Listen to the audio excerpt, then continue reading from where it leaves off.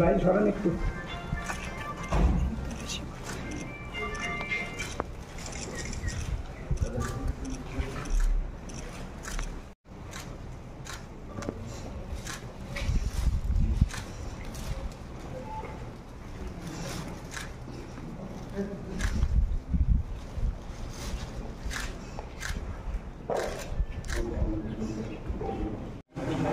একজন নিপাট সহজ সরল ভদ্রলোক মানুষ, উনি চলে গেছেন।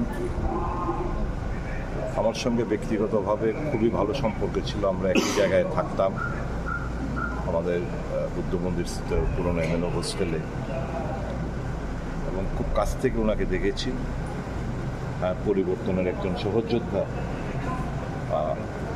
2018 সালে আমরা হারিয়েছি।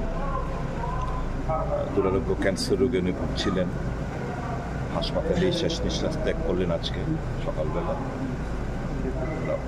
অপূরণীয় ক্ষতি সমাজের জন্য, গর্ব বিধানসভা কেন্দ্রের জন্য, এবং আমাদের সকলের মায়া মমতা ত্যাগ করে আজকে উনি চলে গেছেন। আমি এক শর্টে যদি বলি, finest example of how a public representative should be. একজন জনপ্রতিনিধি কীরকম হওয়া দরকার, উচিত, জ্বলন্ত দৃষ্টান্ত হচ্ছেন পূর্বমোহন ত্রিপুরা।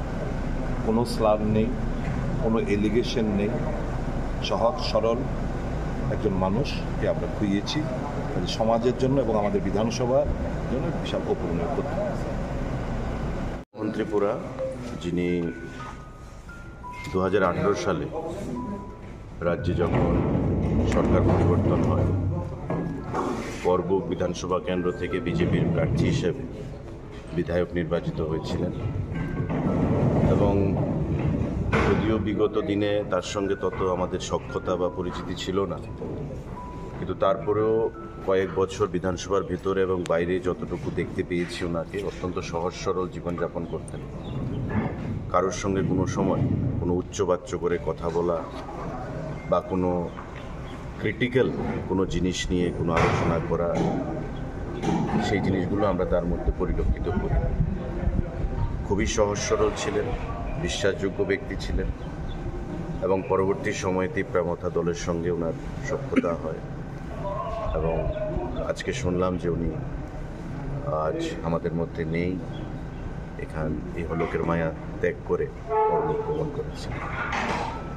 ওনার এই প্রয়াণে ৭৯ বছর বয়সে ওনার প্রয়াণ হয়েছে, এবং নিশ্চয়ই রাজনীতিতে ক্ষতি হলো, কারণ সহজ সরল মানুষ রাজনীতিতে থাকা প্রয়োজনীয়, সেটা আমরা উপলব্ধি করতে পারি। মানুষের কাছে বরবুকের বিধানসভার উন্নয়নে যে ভূমিকা উনি রেখে গেছেন, সেখানকার মানুষ সেটা স্মরণ রাখবে। আমরা শাসক দলের পক্ষ থেকে, এখানে শাসক বিরোধী প্রত্যেকেই আছেন, আমরা ওনার পরিবারকে সমবেদনা জানাচ্ছি, সহমর্মিতা জানাচ্ছি, এবং এই লস কখনো এটা পূরণ হবে না। তারপরে আমরা মনে করি যে প্রত্যেককেই চলে যেতে হবে পৃথিবী থেকে, উনিও চলে গেছেন একইভাবে। তাই ওনার পরিবারের পাশে আমরা রয়েছি। আগামী দিনে ওনার পরিবার পরিজনকে, সদস্যদেরকে ভগবান শক্তি প্রদান করুক এই যে লস, সেই লসটাকে সহ্য করার জন্য।